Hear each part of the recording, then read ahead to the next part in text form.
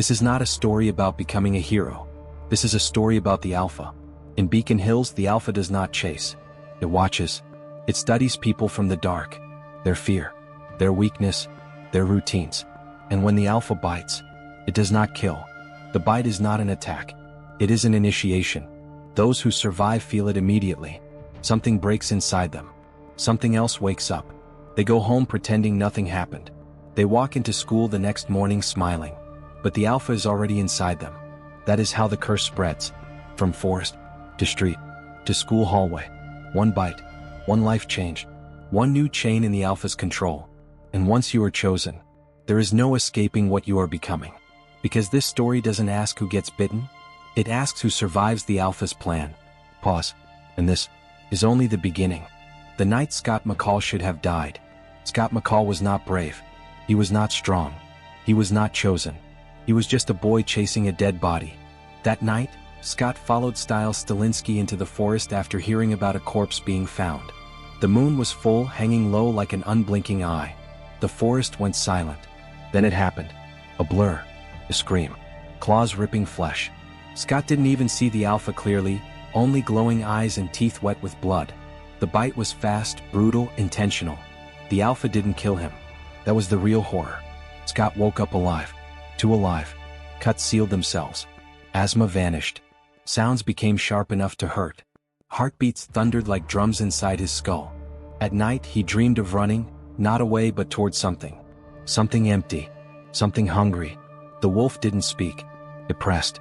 Scott's mother, Melissa McCall, noticed the changes. The staring. The silence. The way Scott flinched when the moonlight touched his skin. Scott didn't feel powerful. He felt hollow.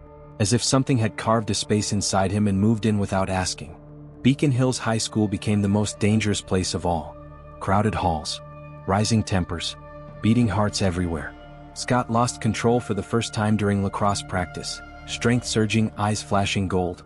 And someone noticed. A girl who didn't belong. Her name was Allison Argent. She smiled softly. She was kind. She felt safe. But her family history was written in silver and blood. The Argent family had hunted werewolves for generations. Their code was simple: we hunt those who hunt us. Scott didn't know it yet, but the girl he was falling for was born to kill what he was becoming. Animals began turning up dead. Hunter's instinct stirred inside the law too.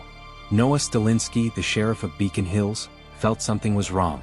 Bite patterns didn't match animals. Witness reports didn't match reality. The town smelled like fear. And fear always meant the hunters would follow. The alpha watched Scott from afar. That alpha was Peter Hale, burned, broken, and full of hate. He didn't bite Scott to make him strong. He bit him to make him useful. An omega. A pawn. A weapon that didn't yet understand its purpose. The alpha's plan had already begun. Scott's first near kill wasn't a stranger. It was someone he knew. Only Stiles pulled him back. Only friendship stopped the wolf. That was the moment Scott understood the truth. He wasn't afraid of dying. He was afraid of living long enough to hurt everyone he loved. Silver bullets were forged. Mountain ash was prepared. The Argents didn't rush. They waited. Because wolves always reveal themselves eventually. And school was the perfect hunting ground. New moon ending. The Howl That Wasn't Heard, Part 1 E&D. Scott stood alone in the locker room one night, staring at his reflection as his eyes flickered gold. Not a monster. Not a hero. Just a boy breaking slowly. Outside, the alpha smiled in the dark. The hunters closed in. And the school slept, unaware of what had entered its halls. The war had not started yet. But it was coming. Drop of Blood TOB continued. Part 2. The alpha reveals himself. The hunters strike. And Scott must choose what he becomes.